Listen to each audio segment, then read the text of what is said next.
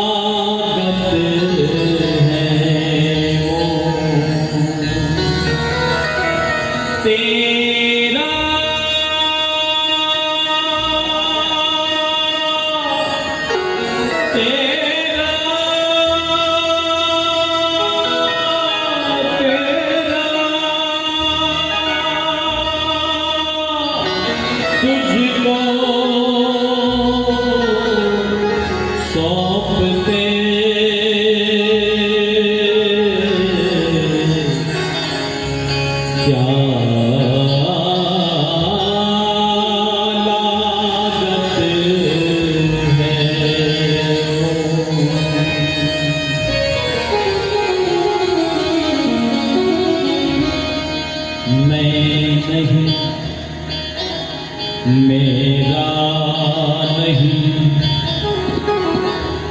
ये तन किसी का है दिया,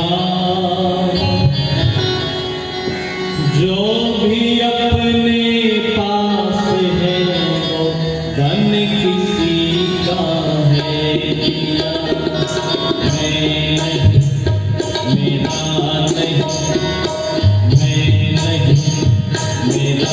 नहीं ये तन किसी का है दिया, जो भी अपने पास है वो तन किसी का है दिया।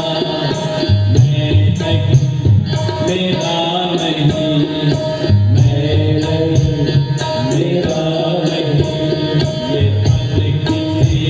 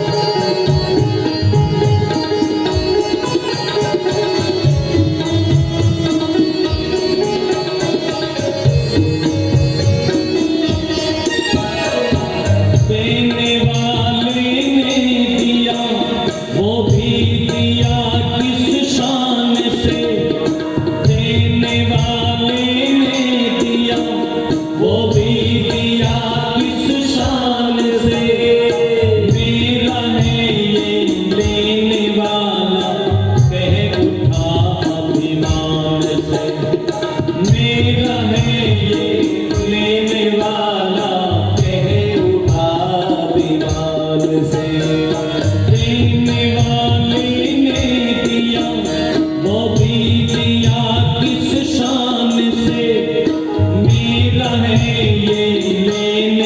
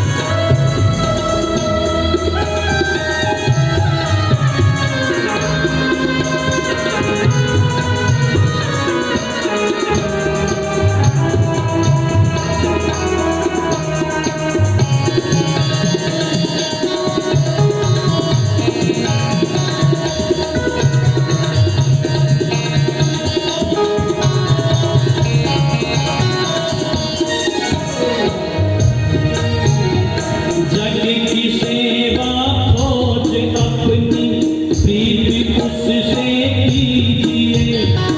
जग की सेवा खोज अपनी प्रीति उससे कीजिए। जिंदगी का राज है ये जान कर जी लीजिए। जिंदगी का राज है ये जान कर जी लीजिए। आज जग की सेवा खोज अपनी प्रीति उससे कीजिए। जिंदगी का राज है ये जान कर जी लीजिए। आज जिंदगी का राज है ये जान कर जी लीजिए। जिंदगानी का खिला, जिंदगानी का खिला, जिंदगानी का खिला उपवन किसी का है दिया। मैं नहीं, मेरा नहीं, मैं नहीं, मेरा नहीं, मैं नहीं, मेरा नहीं।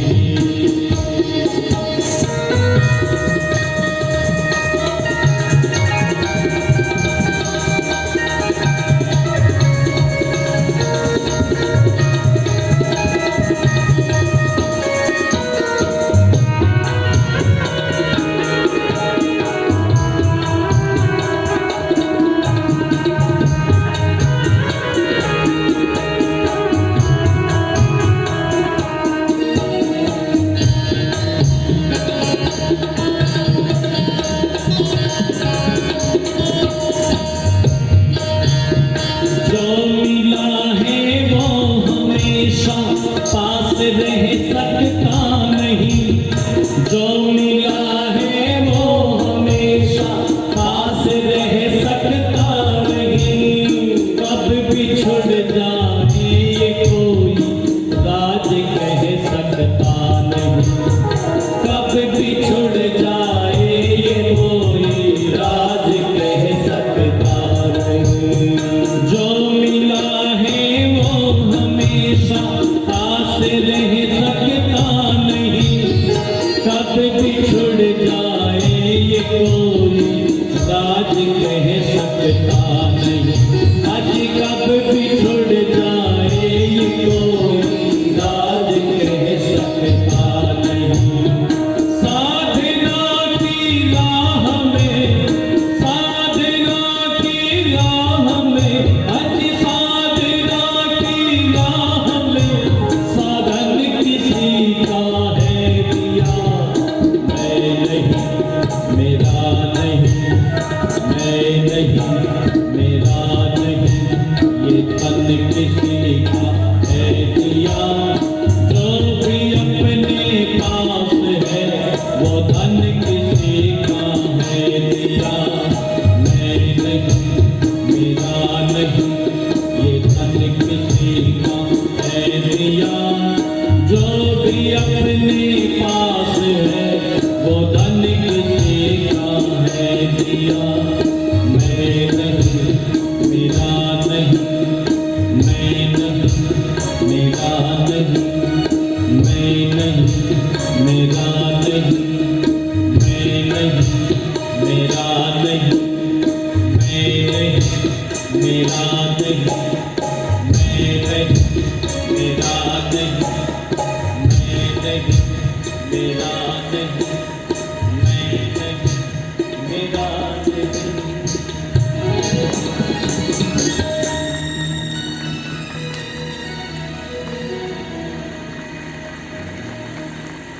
तालियां बजाओ तो सब बजाओ, इसमें कंजूसी क्यों करते हो? सच्चिदानंद भगवान की जय हो। सब बोले सच्चिदानंद भगवान की, सच्चिदानंद भगवान की। मंच पर विराजमान आर्य जगत के प्रसिद्ध विद्वान सन्यासी, त्याग और तपस्या की प्रतिमूर्ति, सार्वदेशिक सभा के यशस्वी प्रधान पूज्यपाद स्वामी आर्यवेश जी महाराज, यज्ञ के ब्रह्मा आर्य जगत के गौरव पूज्य आचार्य श्री वेद प्रकाश क्षत्रिय जी, युवा सन्यासी पूज्य स्वामी आदित्य वेश जी महाराज, और इस सारे के सारे प्रकल्प को पूरे प्राण मन से सिंचित और पल्लवित करने वाले पूज्य बाबू जी आदरणीय श्री आनंद प्रकाश आर्य जी, उनके समस्त सहयोगीगण, उपस्थित सभी धर्म प्रेमी बंधुओं, पूजा व सत्कार के योग्य वंदनीय मातृशक्ति, प्रातः काल से लेकर के बहुत अच्छी अच्छी चर्चाएं मेरे से पूर्व आप श्रवण कर रहे थे। यज्ञशाला में जब पूज्य आचार्य श्री वेद प्रकाश क्षत्रिय जी बोल रहे थे और वो कह रहे थे कि दुनिया के लोगों, धन सुख भी देता है और धन दुख भी देता है, और बहुत ऊंची बात वो कह रहे थे कि दुनिया के लोगों, धन से यदि धर्म कमा लोगे तो जीवन में सुख मिल जाएगा, और यदि इस धन से अधर्म कमा लोगे तो यही धन बोलो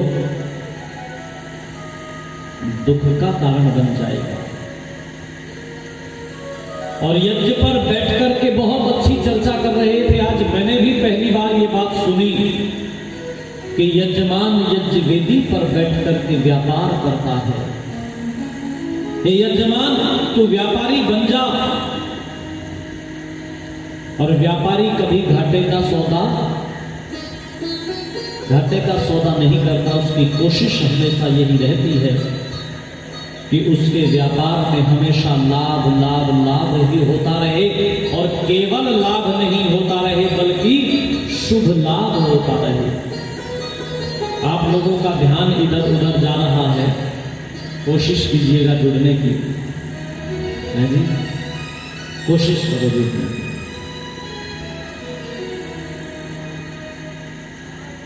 शुभ लाभ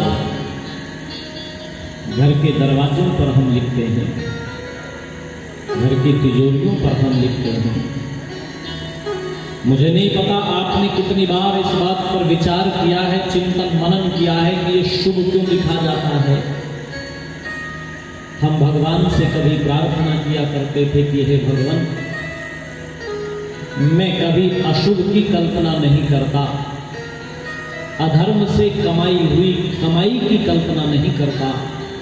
मेरे प्रभु, मेरे घर में जो लाभ आए ना, वो मेरा और मेरे परिवार का कल्याण करने वाला लाभ होना चाहिए, वो शुभ होना चाहिए, वो शिवत्व को प्राप्त कराने हारा होना चाहिए। मैं शिवत्व को प्राप्त कर सकूं।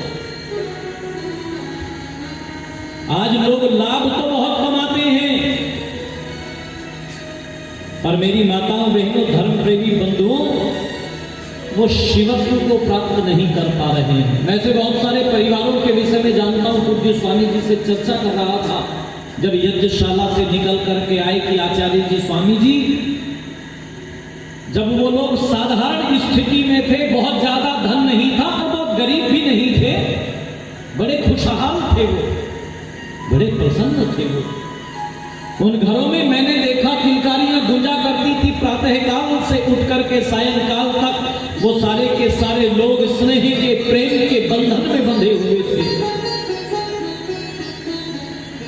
लेकिन जब धन आया तो सबसे पहले उनके परिवार से अगर कोई चीज गई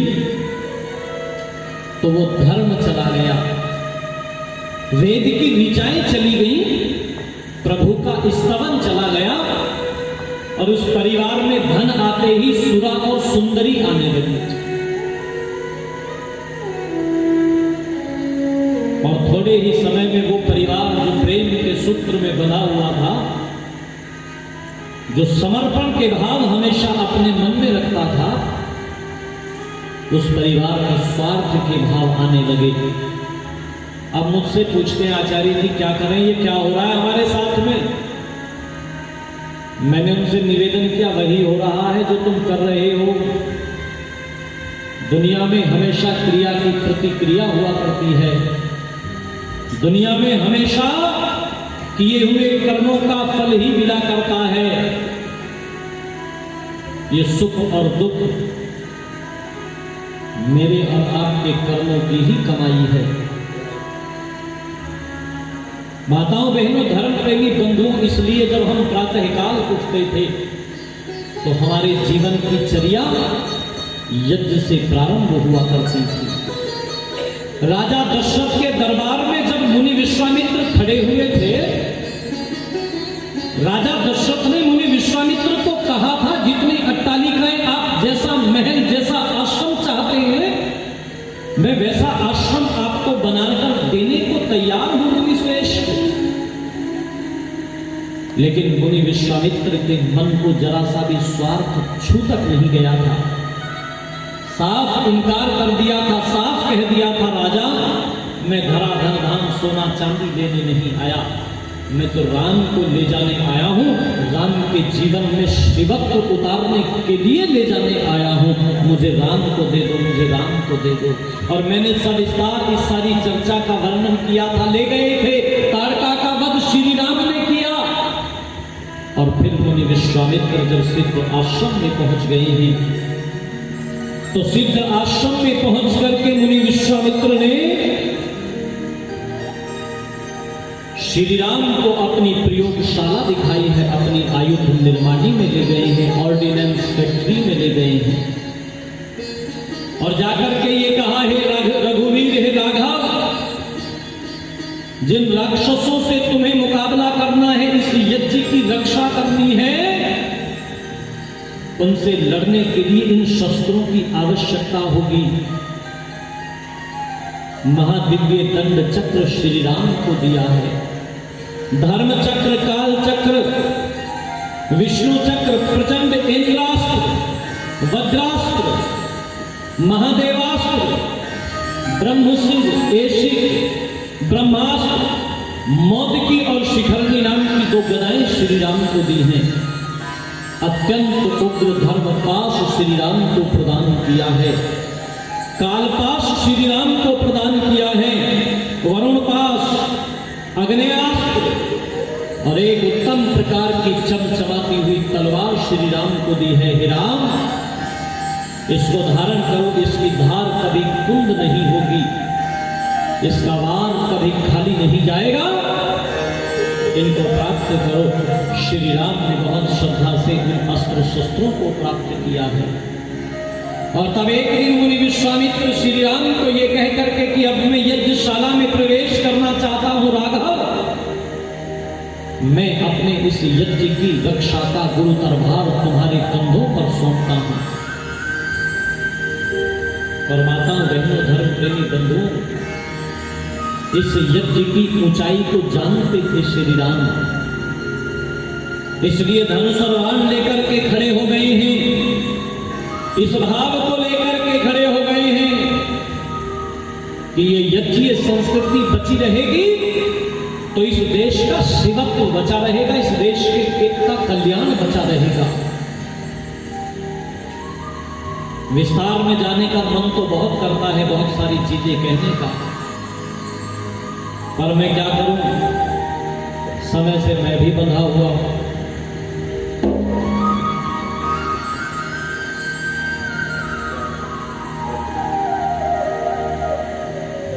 श्री राम जानते थे इसकी ऊंचाई को, इसलिए खड़े हो गए। इस यज्ञ का एक नाम मख भी है, और मख जो है ना एक सूक्त भी वेद में जो है ना वो पढ़ने को मिलता है। पूरा मखा है, सूत्र ही, सूक्त ही है।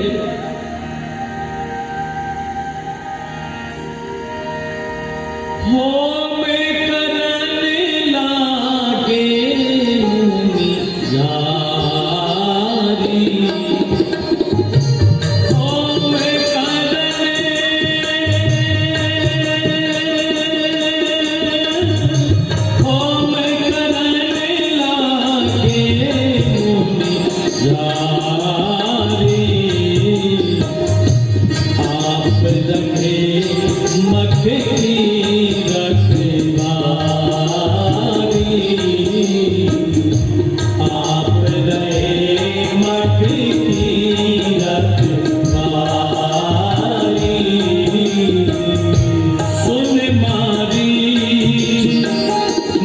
निशाचर काही सुन मारीच, निशाचर काही ले सहाय, धावा मुनि द्रोही ले सहाय, धावा मुनि द्रोही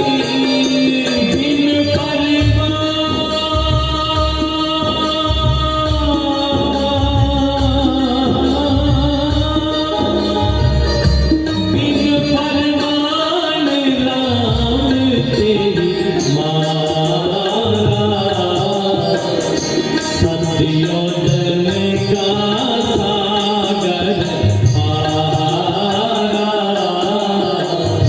सत्योजन का सागर पारा। ओ पावक स्वर सुबाहु तेहि मारा, पावक स्वर सुबाहु तेहि मारा, अनुज निशाचर कटुक सहारा, अनुज निशाचर कटुक सहारा, मरि असुर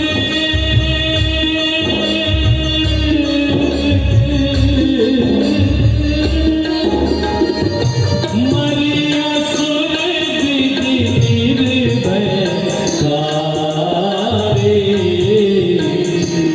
स्तुति करहि देव मुनि झारे, स्तुति करहि देव मुनि झारे, स्तुति करहि देव मुनि झारे, स्तुति करहि देव मुनि झारे।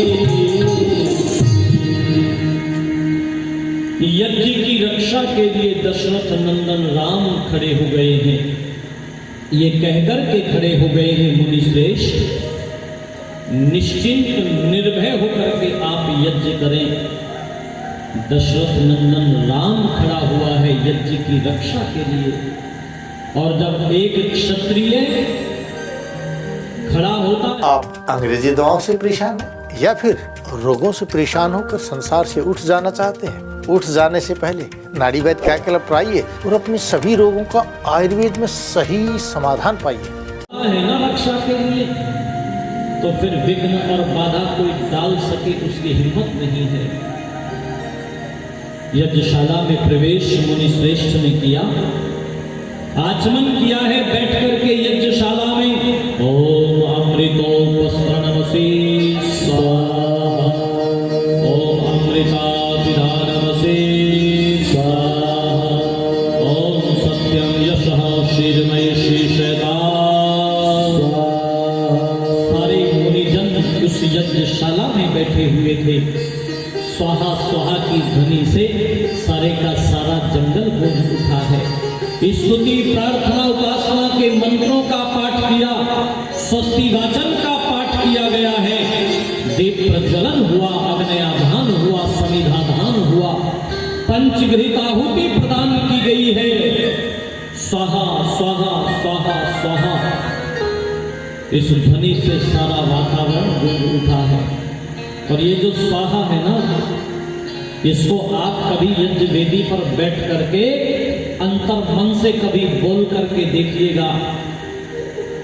जब इस स्वाहा को बहुत आनंदित होकर के, बहुत रम करके इसको जब आप बोलेंगे, तो ये स्वाहा आपको ऐसी लगेगी जैसे मैं बड़ी प्रसन्नता से कह रहा हूँ, वाह वाह वाह वाह।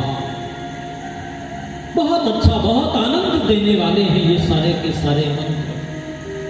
इदम अग्नये इदम नमः, तेरा तुझको सौंपते क्या लागत है मोर। आज जो बैठते ही मैंने गीत गुनगुनाया ना, जब आचार्य जी वहां चर्चा कर रहे थे और फिर यहाँ पर आकर के पूज्य स्वामी जी महाराज ने चर्चा की, तो ये गीत कई दिनों के बाद आज मन और मस्तिष्क में आया। और मैंने तभी मन बना लिया था कि आज जब बैठूंगा तो बैठ कर के कहूँगा प्रभु से कि मैं नहीं, मेरा नहीं, ये तन किसी का है दिया, और जो भी अपने पास है वो धन किसी का है दिया। स्वाहा स्वाहा की ध्वनि से वातावरण गूंज उठा। पर याद रखना, ये जो स्वाहा है ना, ये सज्जनों को अच्छी लगा करती है, दुर्जनों को अच्छी, बोलो जोर से बोलो, दुर्जनों को अच्छी नहीं लगती।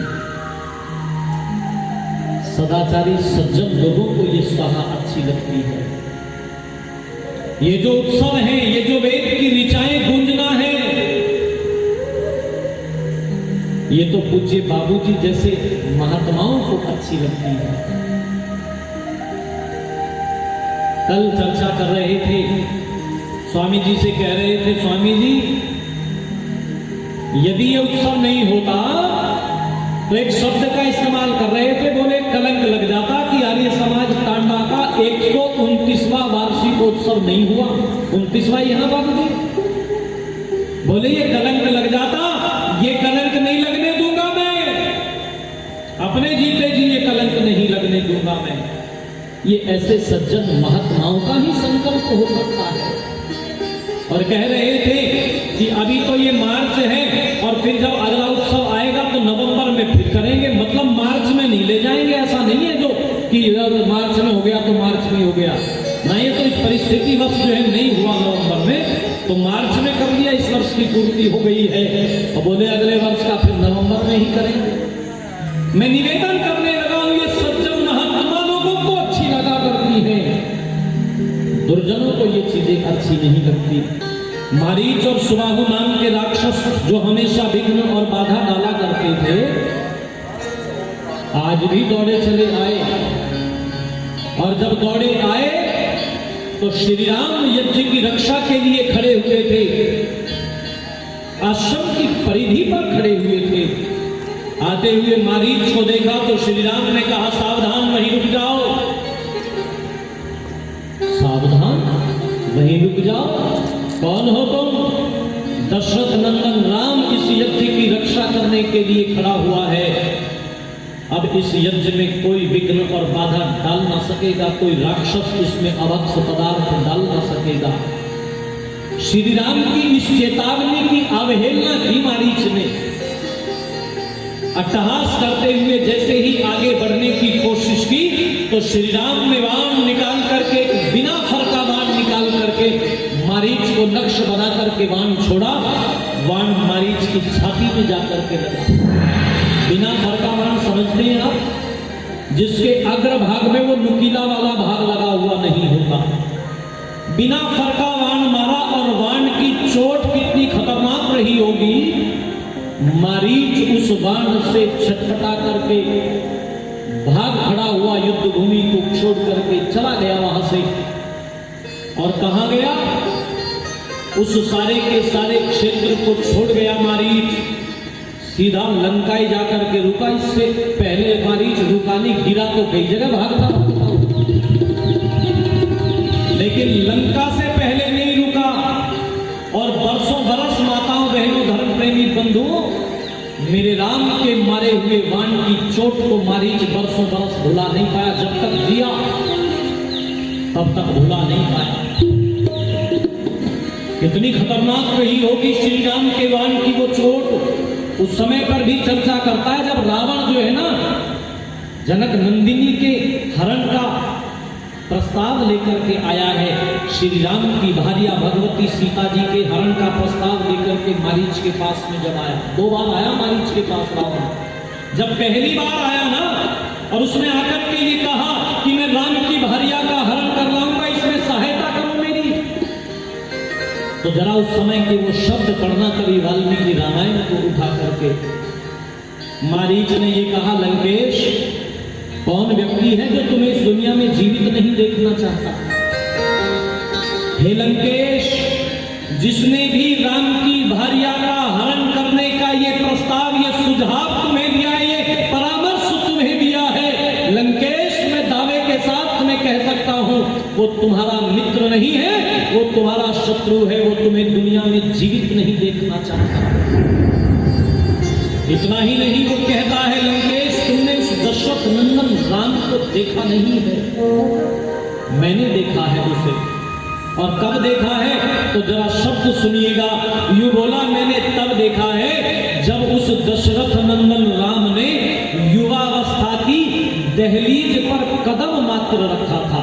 अभी पूर्ण यौवन को प्राप्त नहीं किया था श्री राम ने। युवावस्था की दहलीज पर कदम रखा था श्री राम ने। 15 वर्ष की उम्र थी जब मुनि विश्वामित्र लाए। ये दहलीज ही तो है साहब युवावस्था की। यूं बोला कि युवावस्था की दहलीज पर कदम मात्र रखा था उसने, मैंने तब उस दशरथ नंदन राम को देखा है। हे लंकेश, वो दशरथ नंदन राम हाथी के सूंड जैसी विशाल भुजाओं में जिस समय पर धनुष और बाण लेकर के खड़ा होता है, ऐसा लगता है, ऐसा लगता है, ऐसा लगता है मानो जैसे काल ने साक्षात राम का रूप धारण कर लिया है, जैसे काल ने साक्षात राम का रूप धारण कर लिया है। लंकेश, उसके द्वारा मारे गए बाण की चोट आज भी मुझे सालती है। जब पूर्वा हवा चलती है लंकेश तो मैं ही जानता हूं मेरे कालजे में कितना दर्द होता है। आज तो उसने पूर्ण यौवन को प्राप्त कर लिया है। आज तो वो सारे अस्त्र शस्त्रों से सुसज्जित है और उसकी भार्या का हरण करने का विचार कर रहे हो आप। मैं निवेदन करने लगा हूं, बरसों बरस मारीच राम के मारे हुए बाण की चोट को भुला न सका। भाग गया रण क्षेत्र को छोड़ करके, उस भूमि को छोड़ करके, और सुबाहु में आगे बढ़कर के श्री राम के ऊपर बाणों का प्रहार करना चाहा तो श्री राम ने सुबाहु को रथ के सहित सुबाहु को अग्निबाण मारा तो रथ के सहित राख के ढेर में परिवर्तित कर दिया, जला करके खाक कर दिया। सारे राक्षस की सारी स्थिति को देख करके युद्ध को छोड़ करके भाग उठे। मुनि विश्वामित्र ने निष्कंटक होकर के अपना यज्ञ संपन्न किया और जब यज्ञ पूरा हो गया तो स्तुति कर रही देव मुनिधारी श्री राम की स्तुति कर रहे हैं। हे राघव, धन्य है वो मां जिसने तुम्हारे जैसे पुत्र को जन्म दिया। तुम्हारी मां की कोख धन्य हो गई। हम प्रणाम करते हैं उस आपकी जननी मां कौशल्या को प्रणाम करते हैं। स्तुति कर रहे देव मुनिधारी। और रोज यज्ञ रचाए जाते रहे, कोई राक्षस विघ्न और बाधा डाल ना सका। ढूंढ ढूंढ करके श्री राम राक्षसों का वध करते रहे और उस सारे के सारे क्षेत्र को श्री राम ने राक्षसों से विहीन कर दिया। एक दिन एक निमंत्रण आया है मिथिला से, और ध्यान दीजिएगा वो निमंत्रण स्वयंवर का निमंत्रण नहीं है। महर्षि वाल्मीकि जी के अनुसार वो निमंत्रण एक बड़े यज्ञ का निमंत्रण है। राजा जनक ने बहुत श्रद्धा से भिजवाया है और मुनि विश्वामित्र ने श्री राम को कहा, रघुवीर मिथिला चलेंगे हम, राजा जनक के यहाँ पर एक बड़ा यज्ञ रचाया जा रहा है और वहां पर एक शिव का धनुष है, वो भी आपको देखने के लिए मिलेगा। हाँ मुनिवर, मैं भी उसे देखना चाहता हूं। और बस मुनि विश्वामित्र श्री राम और लक्ष्मण को साथ में लेकर के अपनी पूरी मुनियों की ऋषियों की मंडली को साथ लेकर के मिथिला की ओर बढ़ चले हैं। जब मिथिला की सीमा में प्रवेश किया है मुनि विश्वामित्र ने तो एक आश्रम में श्री राम के कदम एकाएक रुक गए हैं। एक आश्रम को देखा, वीरान पड़ा हुआ है वो आश्रम। आज वहां पर कोई यज्ञ नहीं है, कोई सत्संग नहीं है, कोई भजन, कोई उपदेश नहीं है, लेकिन उस आश्रम में श्री राम का मन बार बार रम रहा है। मन में एक अलग तरह की शांति की अनुभूति हो रही थी। एकाएक कदम रुक गए और श्री राम ने मुनि विश्वामित्र से प्रश्न किया, गुरुदेव ये आश्रम बड़ा रमणीक कभी रहा होगा, आज उजड़ा हुआ पड़ा है, आज वीरान पड़ा हुआ है। ये आश्रम ऐसे वीराने में कैसे पहुंच गया? ये किसका आश्रम है गुरुदेव, मैं जानना चाहता हूं। मुनि विश्वामित्र ने बताया, हे राम, ये आश्रम तो गौतम ऋषि का आश्रम है। तुम ठीक कहते हो रघुवीर, ये आश्रम वास्तव में कभी अपनी बहुत निष्ठा को प्राप्त था, कभी अपनी बहुत ऊंचाइयों को प्राप्त था। ये आश्रम, बड़े बड़े याग यहां हुआ करते थे। ये आश्रम इस स्थिति में कैसे पहुंच गया? मुनि कहां चले गए? मुनि इस आश्रम को छोड़ करके चले गए। अब वो इस आश्रम में नहीं रहते हैं। इस आश्रम में अब उनकी धर्म पत्नी, तपस्विनी, तेजस्विनी, ईश्वर की उपासिका अहिल्या रहती है। अहिल्या को छोड़कर चले गए। अहिल्या को छोड़कर चले गए। क्यों छोड़कर चले गए? तो मुनि विश्वामित्र ने वो सारी की सारी घटना श्री राम को सुनाई है। हे राम, एक गलती अहिल्या से हो गई थी। विस्तार में मैं नहीं जा पाऊंगा इस घटना को सुनाने में, आप कभी वाल्मीकि रामायण उठा करके पढ़ लेना। यद्यपि इंद्र को अहिल्या ने पहचान लिया था, पर वो स्थिति परिस्थिति जो भी रही हो, विरोध न कर पाई अहिल्या। और मुनि ऋषि गौतम वहां पर आ गए थे। इस सारी की सारी अवस्था को देख लिया था उन्होंने, जाते हुए इंद्र को देख लिया था।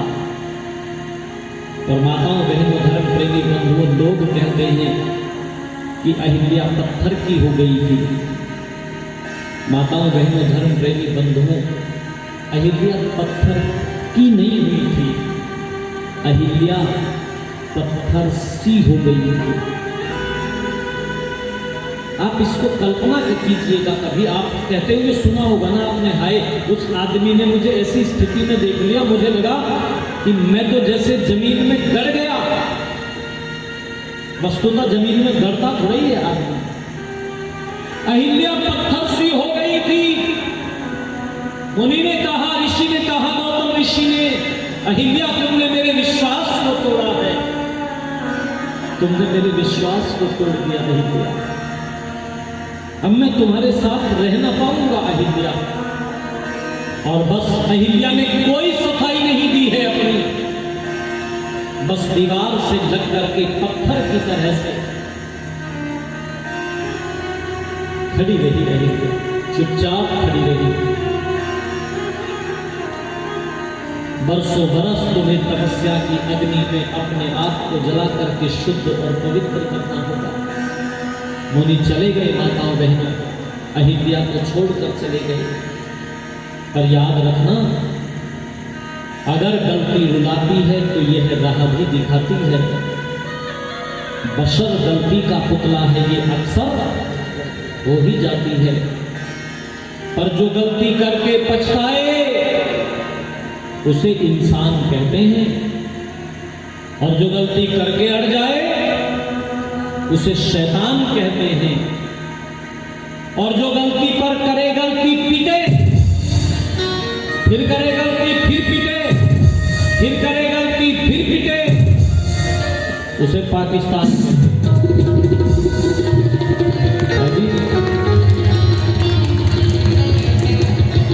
कितनी बार गलतियां करता है और पिटता है। गलती अहिल्या से हो गई, लेकिन उसने अपने जीवन को उस तपस्या की अग्नि में जलाया है, पवित्र कर रही है। आज जब श्री राम आए हैं ना, तो अहिल्या बहुत उच्च कोटि की तपस्विनी है। अहिल्या घंटों घंटों उस भगवान के सानिध्य में, उसकी उपासना में, ब्रह्म मुहूर्त में उठ करके लीन रहती है।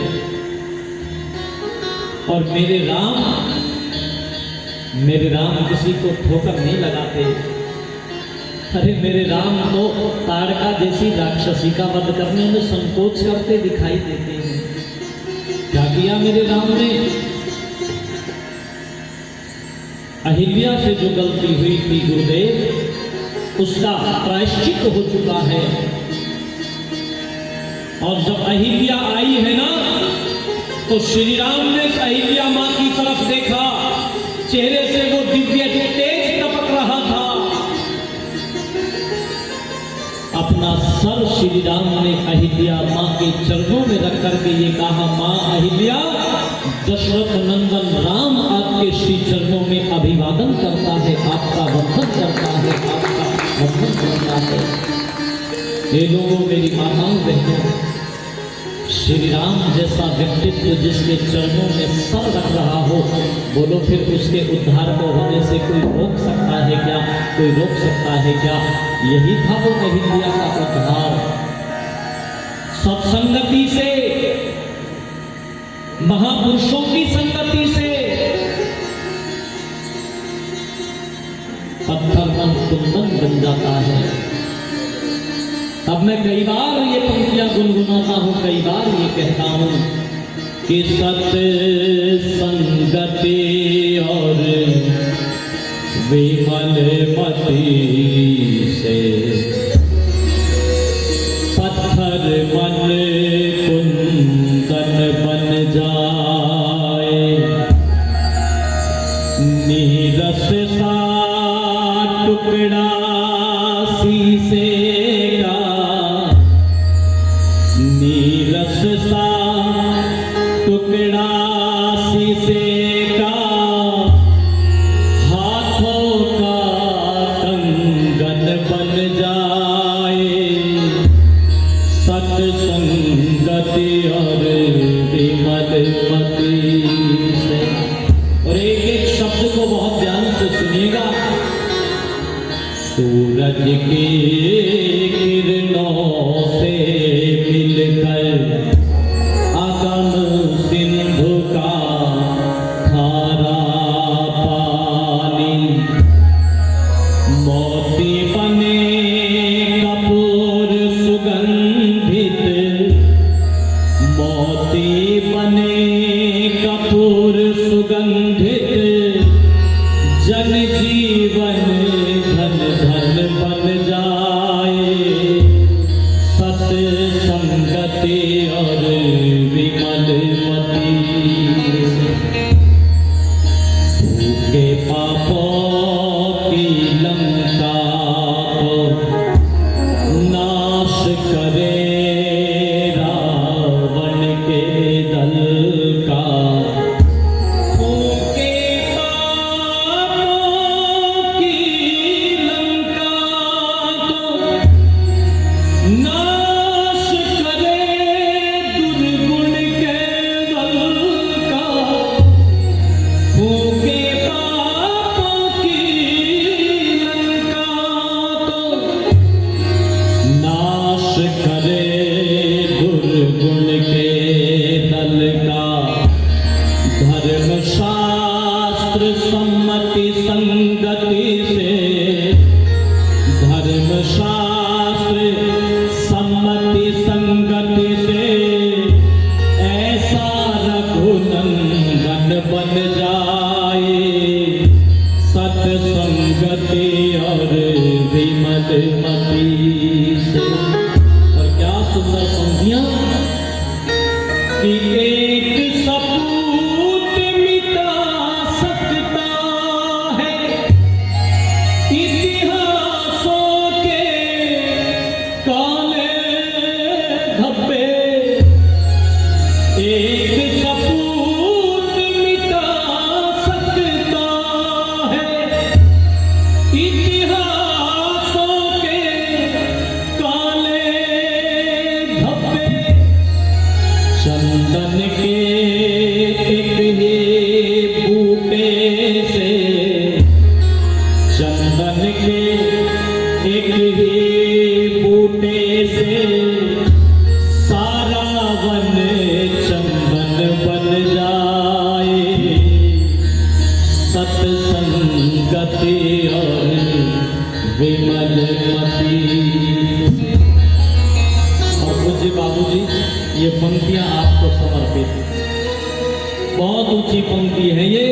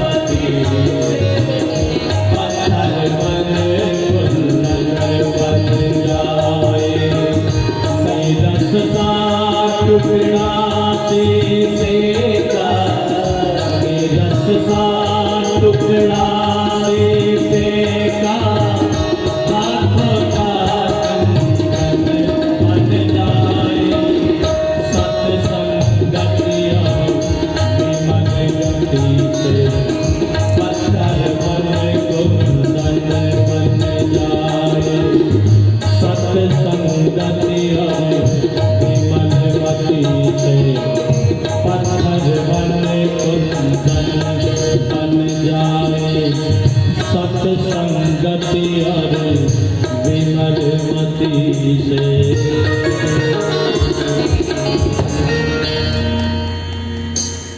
जीवन का कल्याण छिपा है केवल संतों की वाणी में। ऋषि दयानंद की संगति से अमीचंद पावन बन जाए।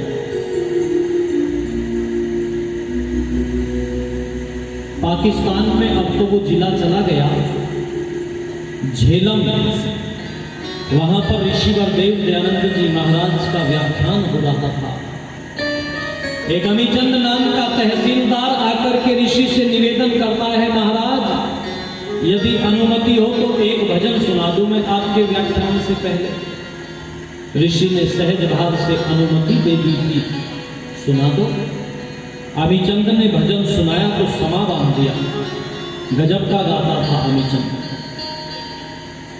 पर गाता ही गाता था और सब मामला गड़बड़ था। स्थिति यूं थी, किसी एक व्यक्ति से किसी ने कहा मैं आपका जीवन चरित्र लिखना चाहता हूं। उसने कहा जीवन ही जीवन है मेरे पास में, चरित्र ना मेरे पास। अमीचंद गाता, देखो मैं कई बार कहा करता हूं कि भगवान सबको सब कुछ नहीं देता, पर सबको कुछ ना कुछ जरूर देता है। दुनिया में एक भी आदमी आपको ऐसा नहीं मिलेगा जिसको भगवान ने कुछ विशेष न दिया हो, बस उसको पहचानने की जरूरत है। अमीचंद गाता बहुत बढ़िया था, समा बांध दिया। लेकिन जब ऋषि का प्रवचन हो गया उसके बाद ऋषि के जो भक्त थे, वहां आयोजक थे, उन्होंने बताया महाराज दुर्गुणों की खान है ये आदमी, सारे दुर्गुण इस आदमी के जीवन में है, बहुत बेकार बहुत खराब आदमी है। किसको समय दे दिया ऋषि ने? ऋषि ने कहा अच्छा। सारे जो कुछ बात थी वो सारी ऋषि को बता दी। लेकिन अगले दिन फिर व्याख्यान का समय जब हुआ और व्याख्यान से पहले अमीचंद उपस्थित था वहां पर, सारे के सारे जो आयोजक थे वो विचार कर रहे थे कि आज अमीचंद को मौका नहीं मिलेगा और डांट पड़ेगी सो अलग। अमीचंद अपने स्थान से उठ गया, ऋषि के पास में पहुंच गया है और जाकर के निवेदन करने लगा है, महर्षि यदि अनुमति हो तो एक भजन आज फिर सुना दो। भक्त सोच रहे हैं अब एक डांट पड़ने वाली है अमीचंद को, लेकिन वो नहीं जानते थे कि जिस अमीचंद को उस परमपिता परमात्मा ने अपनी सृष्टि से नहीं निकाला, उस अमीचंद को दयालु दयानंद भला अपनी दृष्टि से कैसे निकाल सकते थे, अपनी दृष्टि से कैसे निकाल सकते थे। सहज भाव से ऋषि ने कह दिया सुना दो। अमीचंद ने भजन सुनाया और भजन ऐसा सुनाया कि समा बांध दिया अमीचंद ने। और जब भजन समाप्त हो गया, ऋषि के चरणों में अभिवादन करके अमीचंद बैठना चाहता है। जब ऋषि चरणों में अभिवादन करने के लिए उपस्थित हुआ तो ऋषि ने अमीचंद के कंधे पर हाथ रखा और कोई लंबा चौड़ा उपदेश नहीं दिया, केवल एक वाक्य कहा। अमीचंद की आंखों में आंखें डाल करके ऋषि ने कहा था, अमीचंद तू है तो हीरा पर कीचड़ में पड़ा हुआ है, कीचड़ में पड़ा हुआ है। ओहो, इस वाक्य ने अमीचंद के अंतर मन तक दस्तक दी थी। अपने स्थान पर आकर के तो बैठ गया अमीचंद, पर कानों। आप अंग्रेजी दवाओं से परेशान हैं या फिर रोगों से परेशान होकर संसार से उठ जाना चाहते हैं? उठ जाने से पहले नाड़ी वैद्य क्या क्लब पर आइए और अपने सभी रोगों का आयुर्वेद में सही समाधान पाइए। ये शब्द बार बार गूंजते रहे, अमीचंद तू है तो हीरा पर कीचड़ में पड़ा हुआ है। एक बार तो अमीचंद ने हुए कीचड़ तो नहीं लग गया, कहीं से लग गया हो कभी? पर कीचड़ वस्त्रों में नहीं था, कीचड़ तो व्यवहार में था, कीचड़ तो जीवन में था। शब्द गूंजते रहे, घर आ गया व्याख्यान के बाद अमीचंद कीचड़ में पड़ा हूं, क्या है मेरे जीवन में कीचड़। घर आया और सामने जब घर में शराब की सजी हुई बोतलों पर निगाह पड़ी अमीचंद की, तो हिला दिया अमीचंद को अंदर तक इन वाक्यों ने, इन शब्दों ने। अमीचंद तू है तो हीरा पर कीचड़ में पड़ा हुआ है, ओहो यही है मेरे जीवन का कीचड़। ऋषि को पता लग गया है यही है कीचड़ मेरे जीवन में। हे ऋषिवर, अमीचंद हीरा बन करके दिखाएगा, मैं इस कीचड़ को निकाल फेंकूंगा अपने जीवन से। और लोगों, शराब की बोतलों को उठा उठा करके फेंकना शुरू कर दिया अमीचंद।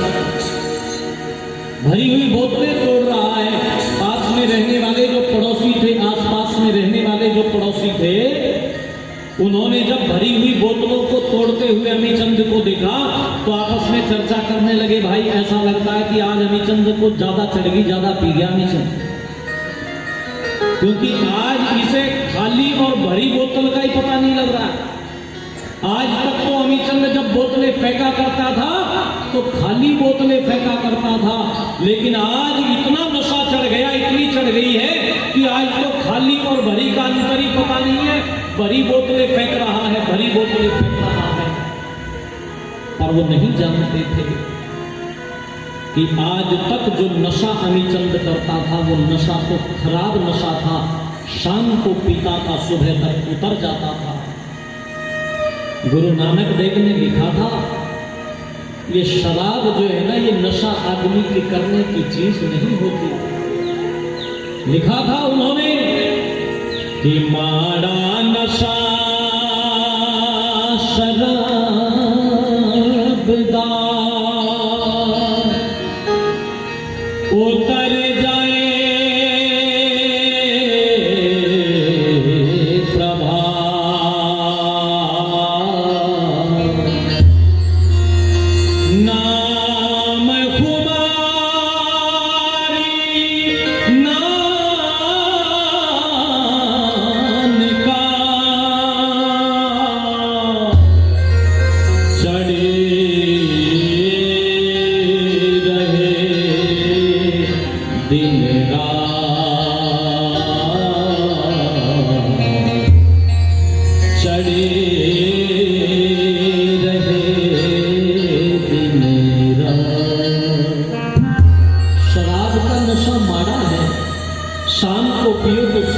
उतर जाए और बर्बाद करती है, व्यक्ति को बर्बादी की तरफ लेकर के जाती है। पूरा तो अवकाश नहीं है कि पूरी गीत पंक्तियां सुनाऊं। कभी हरियाणवी में पंक्तियां लिखी थी, हरियाणवी तर्ज में वो पंक्तियां हैं। कई बार स्वामी जी ने तो कई बार सुनी है, मैं कई बार गुनगुनाता हूँ। क्या पीवे और क्यों पीवे, या चीज नहीं तेरे पीने की, घर कर क्यों बर्बाद लिया, तन कदर करना जीने। नाश की निशानी है ये नशा। इस छोटी सी बोतल अंदर राजधानियां डूब गई, घर पे उल्लू बोलने लगे, सुख की निशानियां डूब गई। तेरे ऊंचे खानदान वालों की श्रेष्ठ कहानियां डूब गई, सुंदर स्वस्थ गठिले बदन चढ़ती नौजवानियां डूब गई। तेरा बट्टी अंदर क्यों झुके तू, कमाई खून पसीने की, घर कर क्यों बर्बाद लिया, तन कदर करी ना जी।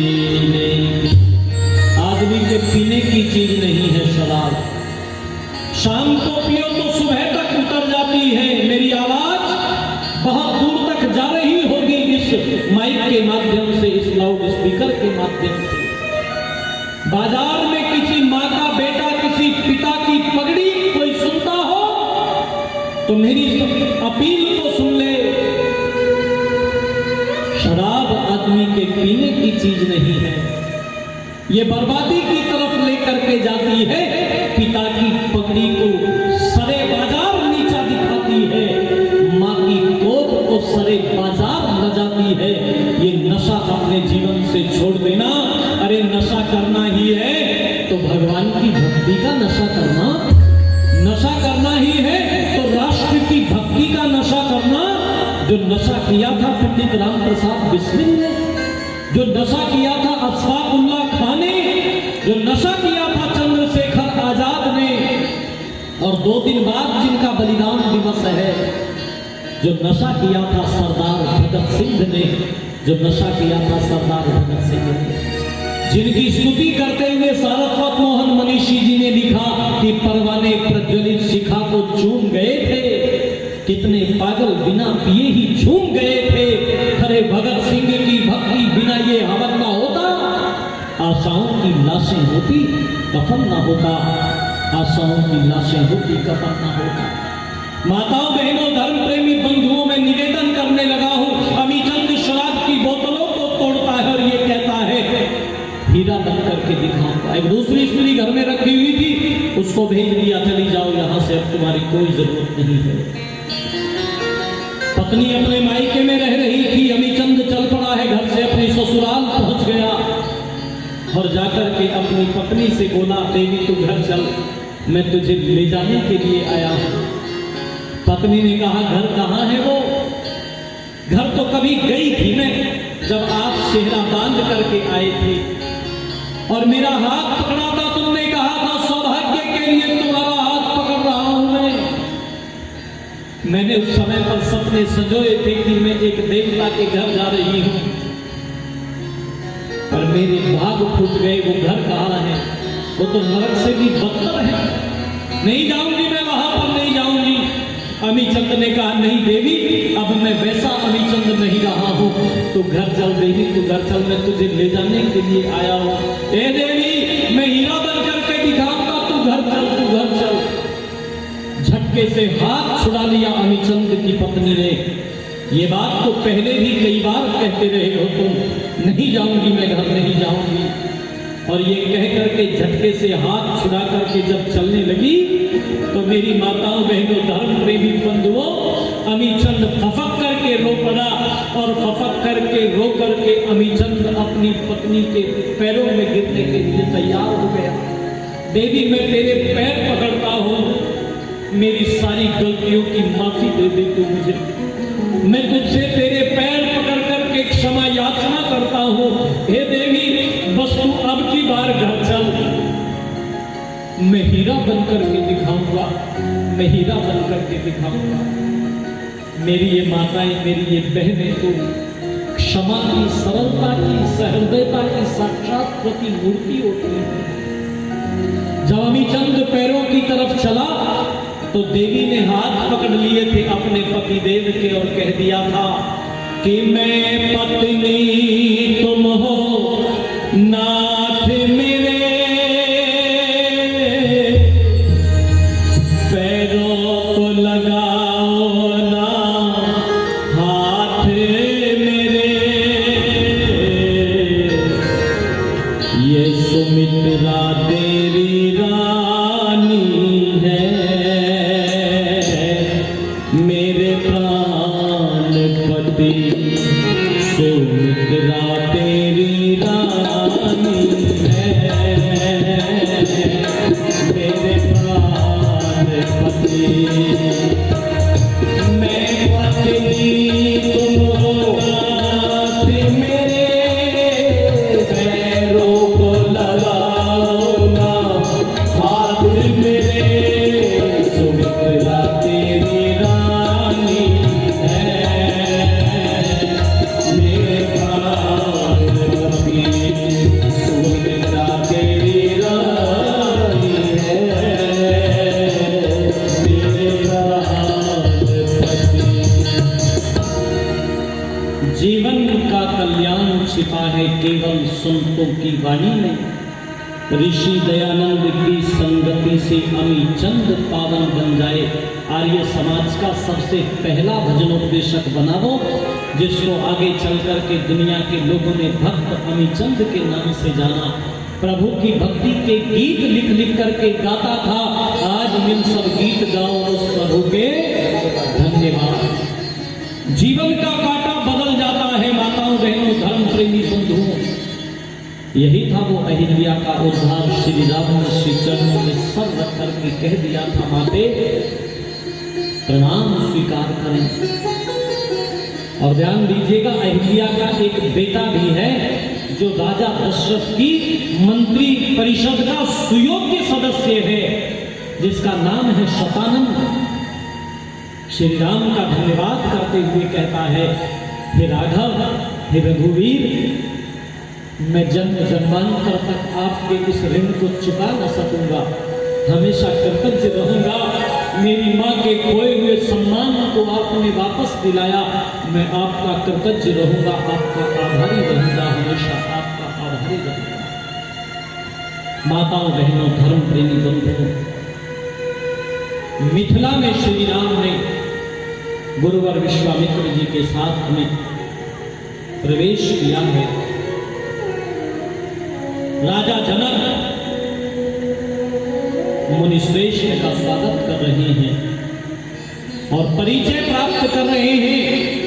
ये दोनों सुकुमार मेरी दृष्टि बार बार बरबस ही जिनकी तरफ बार बार जाती है, बार बार जिनके व्यक्तित्व को देखने के लिए मेरा मन मुझे बाधित करता है, प्रेरित करता है।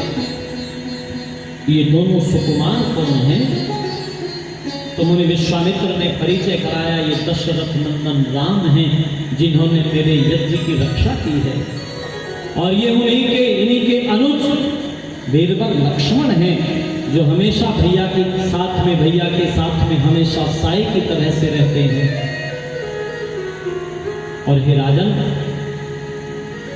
यहाँ पर इस यज्ञ में आए हैं, उस शिव के धनुष को देखने की इच्छा लेकर के आए हैं।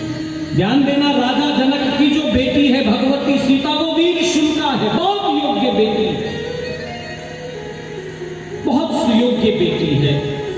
और राजा जनक ने ये प्रतिज्ञा की थी कि अयोग्य व्यक्ति के हाथ में अपनी बेटी का हाथ नहीं दूंगा, योग्य व्यक्ति के हाथ में हाथ दूंगा। और ये शर्त रखी थी कि जो शिव के धनुष को उठा करके उस पर प्रत्यंचा चढ़ा देगा, उसके साथ में राजा जनक अपनी बेटी भगवती सीता को ब्याह देगा। ध्यान देना, ऋषि देव दयानंद जी महाराज को जब अमर ग्रंथ सत्यार्थ प्रकाश के चतुर्थ समुल्लास में आप पढ़ेंगे, जहां ऋषि गृहस्थ आश्रम की चर्चा कर रहे हैं, तो ऋषि इस गुणकर्म स्वभाव को मिलाकर के विवाह करने की पैरवी करते हुए दिखाई देते हैं। और कहां तक कहते हैं? यहां तक कहते हैं, चाहे बेटा अथवा बेटी जीवन पर्यंत घर में कुंवारे बैठे रहे, यदि उनके गुणकर्म स्वभाव नहीं मिलते तो विवाह मत करना। कल पूज्यपाद स्वामी आर्यवेशी महाराज चर्चा कर रहे थे कि मेरे ऋषि ने डिम डिम उद्घोष किया था, ए दुनिया के लोगों, दयानंद अपनी बात बताने के लिए नहीं आया, ब्रह्मा से लेकर के जैमिनी ऋषि पर्यंत जो ऋषियों का मंतव्य है, मैं वो बातें बताने के लिए आया हूं, मैं वो चर्चा करने के लिए आया हूं। राजा जनक की चर्चा करने लगा हूं। राजा ने ये कहा, बिना गुणकर्म स्वभाव मिलाए अपनी बेटी का विवाह नहीं करूंगा। और ध्यान दीजिएगा, जब बाबा तुलसी को पढ़ते हैं तो उन्होंने बहुत सारे राजा एक जगह पर इकट्ठे कर दिए, जिसको हम सीता स्वयंवर के नाम से जानते हैं, चर्चा उसकी की जाती है। लेकिन जब वाल्मीकि रामायण को पढ़ते हैं तो वाल्मीकि रामायण के अनुसार अलग अलग समय पर राजा आते रहे, राजकुमार आते रहे हैं। राजा जनक ये बता रहे हैं, आते रहे, उठाने की कोशिश करते रहे, परंतु घोर निराशा ही हाथ लगी मुझे। और अब तो मेरा मन करता है कि मैं कह दूं कि हे देश देश के राजागण, हम किसे कहे बलशाली है, और हमको तो ऐसा लगता है पृथ्वी वीरों से खाली है। इस ये वीरता से शून्य हो गई है मुनिश्रेष्ठ, ऐसा लगता है। कोई प्रत्यंचा चढ़ा नहीं पाया और और मुनिवर, उन धूर्त राजाओं ने एक बार तो सब राजाओं ने मिलकर के मेरी मिथिला को चारों तरफ से घेर दिया, जबरदस्ती सिया को ले जाएंगे, लेकिन मैंने उनके साथ में युद्ध किया। अयोग्य व्यक्ति के हाथ में अपनी बेटी का हाथ नहीं दूंगा, हाथ नहीं दूंगा। गुणकर्म स्वभाव मिलाकर के विवाह किए जाते थे, अब गुणकर्म स्वभाव नहीं मिलाए जाते साहब, अब कुंडलियां मिलाई जाती हैं।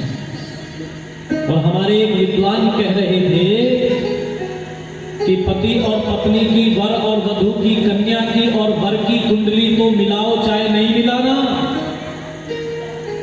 पर सास की और बहू की कुंडली जरूर मिला लेना। अब तो सौदेबाजी होती है।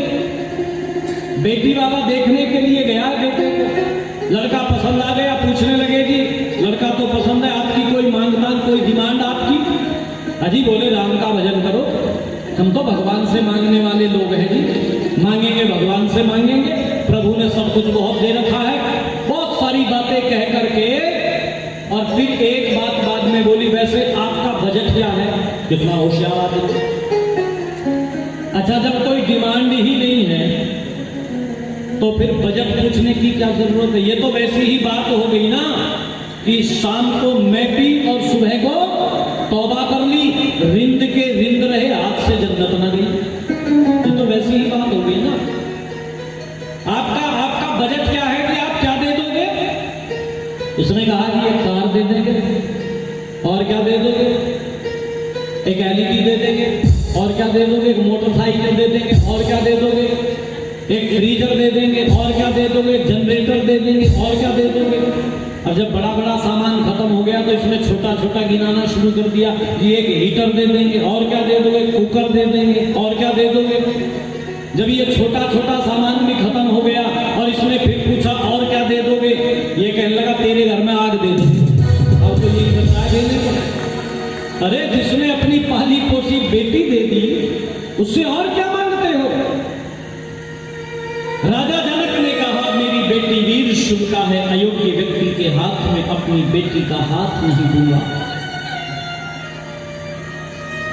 मुनि विश्वामित्र ने कहा श्री राम भी उस धनुष को देखना चाहते हैं। ले जाया गया है श्री राम को उस धनुष के पास, और मुनि विश्वामित्र ने आदेश दिया है हे राघव, इस धनुष को उठा करके इस पर प्रत्यंचा चढ़ा करके राजा जनक को चिंता से मुक्त करो। ओहो, आगे बढ़कर के श्री राम ने एक परिक्रमा उस शिव के धनुष की है। देखना चाहते हैं किस एंगल पर धनुष रखा हुआ है। और फिर श्री राम ने आगे बढ़कर के बहुत सहज भाव से शिव के धनुष को उठा दिया है। जो सारे लोग खड़े हुए थे, मंत्री परिषद खड़ी हुई थी, सम्मानित सदस्य खड़े हुए थे, उनकी धड़कन जो है ना वो रुकी हुई है, सांस रुका हुआ है। उठा तो दिया, क्योंकि वो सारे के सारे लोग श्री राम के व्यक्तित्व को देख करके, श्री राम की तेजस्विता को देख करके मन ही मन ये विचार कर चुके थे कि इन जैसा तपस्वी, इन जैसा तेजस्वी दैदिप्यमान युवक आज तक मिथिला में नहीं आया। यही है जनक नंदिनी के लिए योग्य वर। परंतु शर्त लगी हुई है, बिना शर्त के वर को वर कैसे बनाया जाए? तो इसलिए सांसें रुकी हुई हैं। उठा तो लिया, एक दूसरे की तरफ देख रहे हैं। हाँ, उठा लिया। एक ने कहा उठा तो पहले भी बहुत सारा ने लिया है, उठाना थोड़े ही, इसका प्रत्यंचा भी तो चढ़ानी है। उठा तो पहले भी लिया था।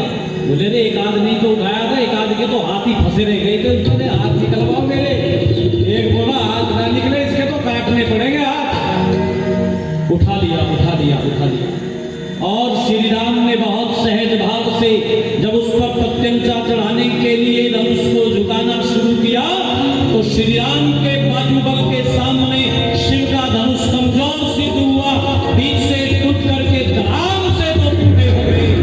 और तब मिलकर के जय घोष लगाएंगे और ये सियावर रामचंद्र जी महाराज की जय हो, सियावर रामचंद्र जी महाराज की जय हो, सियावर रामचंद्र जी महाराज की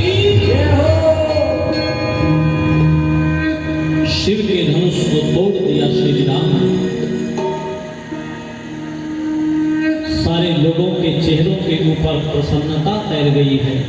वाह वाह कर उठे हैं, साधु साधु कर उठे हैं। जनक नंदिनी के लिए सुयोग्य वर मिल गया है, सुयोग्य वर मिल गया है।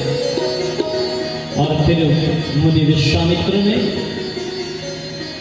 दूतों को भेज दिया है अयोध्या के लिए, और अयोध्या दूत अनुमति मांगने के लिए नहीं गए हैं, बल्कि लग्न पत्रिका लेकर के गए हैं।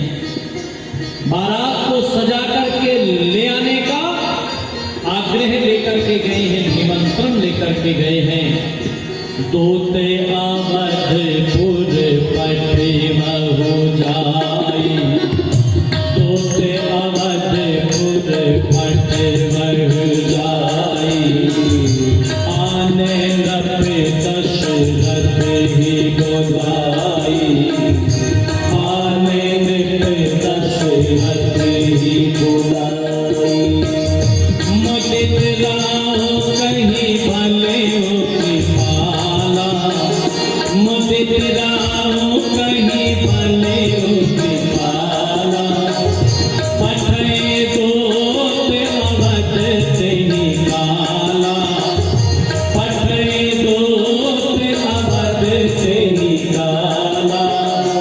पहुँचे दूत रामपुर पावन, हर्ष नगर विलोक सुहावन, हर्ष नगर विलोक सुहावन। करि प्रणाम तिन पाति दीनी, करि प्रणाम तिन पाति दीनी। मुदित महीप आप उठेनी, मुदित महीप आप उठेनी।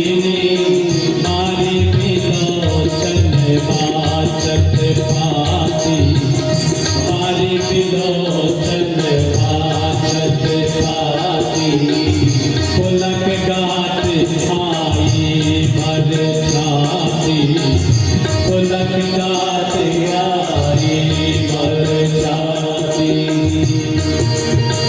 राम लखन उर कर बरसी थी, राम लखन उर कर बरसी थी।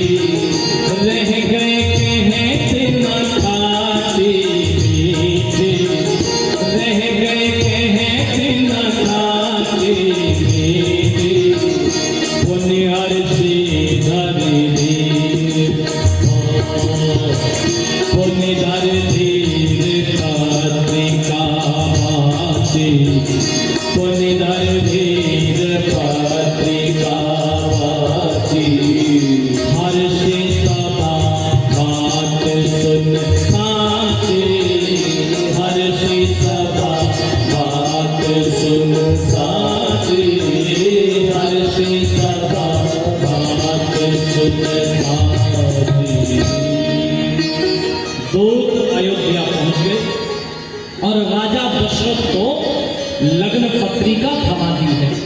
और महाराज दशरथ जब उस पत्रिका को पढ़ने लगे, बारी विलोचन वांछत पाती नेत्रों से जो है ना वो अश्रुधार बह रही है, खुशी के आंसू बह निकले, छाती भर आई। मेरे राम का विवाह जनक नंदिनी भगवती सीता के साथ में तय हो गया है। सारी सभा को ये समाचार सुनाया गया, गुरुवर वशिष्ठ को निवेदन किया गया, आर्य सुमंत को निवेदन किया गया। बरयात्रा की तैयारी की जाए और माताओं बहनों धर्म प्रेमी बंधुओं, बारात सज गई है। अयोध्या से मिथिला के लिए बारात सज गई है।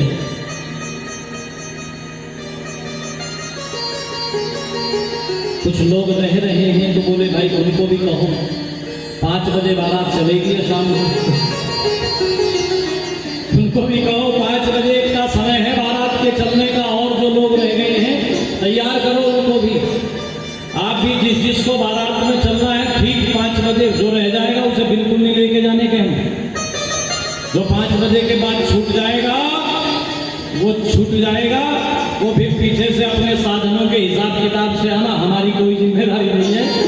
इसलिए समय दौड़ चला है। इस समय की कथा यहीं पर विराम लेगी और शाम की कथा में श्री राम के उस प्रसंग में हम चलेंगे। अयोध्या से बारात सज करके मिथिला पहुंचेगी और कैसे उस बारात का स्वागत होगा, कैसे उस बारात का सत्कार किया जाएगा और कैसे भगवती सीता और श्री राम का वो विवाह संपन्न होगा, इसकी चर्चा सायंकालीन सभा में आपसे करूँगा। इस समय पर इन्हीं शब्दों के साथ वाणी को विराम किसी और बालों की समस्या से क्यों हो परेशान? बच्चा खाए या जवान, सबका इलाज होगा एक समान। सिर दर्द और कब्ज होंगे 3 दिन में छूमंतर। न जादू न टोना, है केवल आयुर्वेदिक तंत्र। नाड़ी वैद्य हूं मैं, आयुर्वेद का कमाल देखना। ला इलाज हो कोई भी बीमारी, जड़ से होगा उसका इलाज देखना। कमजोरों के लिए बना दिया है ऐसा रसायन, खाकर उसको जीवन का आनंद देखना। YouTube पर जाकर सब्सक्राइब कीजिए नाड़ी वैद्य का क्लब।